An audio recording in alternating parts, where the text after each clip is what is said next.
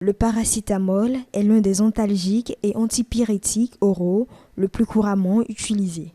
Cependant, la grande majorité en consomme de manière abusive et ignore que l'excès de consommation de cet antalgique donne suite à des complications graves sur la santé. Les gens sont devenus dépendants du paracétamol. Je connais des gens qui ne vivent que du paracétamol. Ils se lèvent le matin, c'est paracétamol. Dès qu'ils ont un petit bobo, c'est paracétamol. Tout, c'est paracétamol. Alors que au jour le jour, les médecins démontrent que la consommation abusive du paracétamol est dangereuse pour la santé. Dangereux particulièrement pour le foie. Moi, je n'en prends même pas. Force est de constater que les gens sont devenus dépendants de ce comprimé-là. Surtout les femmes. Surtout les femmes.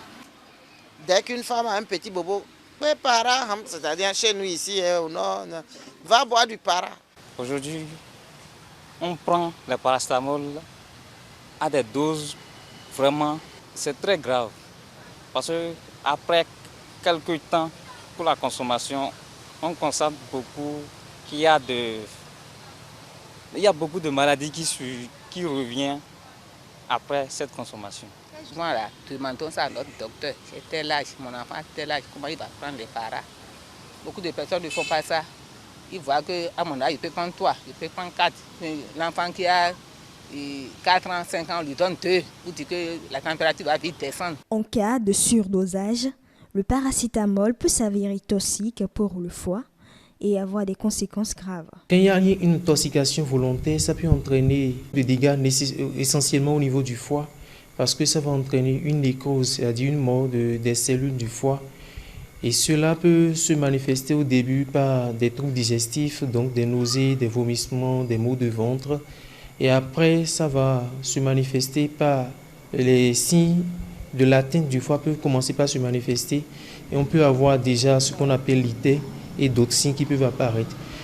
L'intoxication, quand c'est vraiment sévère, ça peut entraîner jusqu'à la mort de l'individu parce que ça peut entraîner une nécrose importante des cellules du foie. Le médecin généraliste invite chaque personne à utiliser à bon escient le paracétamol. Ce que je pourrais conseiller aux gens, c'est de prendre le paracétamol avec modération, surtout quand c'est des alcooliques ou quand c'est des gens qui sont dénutris ou bien quand c'est des gens qui souffrent déjà d'autres maladies du foie comme l'hépatite B et l'hépatite C. C'est des gens qui doivent éviter, ces gens-là doivent éviter d'ailleurs de prendre le paracétamol et de calmer leur douleur avec d'autres médicaments. Donc pour ces gens-là, d'éviter le paracétamol, quand ils doivent prendre des médicaments contre la douleur et que c'est plusieurs médicaments, qu'ils fassent attention pour que ce ne soient pas des médicaments qui contiennent du paracétamol. Donc parfois en prenant ces associations de médicaments, ils peuvent prendre le paracétamol à des doses au-delà de ce qui est indiqué. Avant toute utilisation d'automédication, il convient de demander conseil à votre pharmacien, de connaître les bons usages et de toujours lire la notice.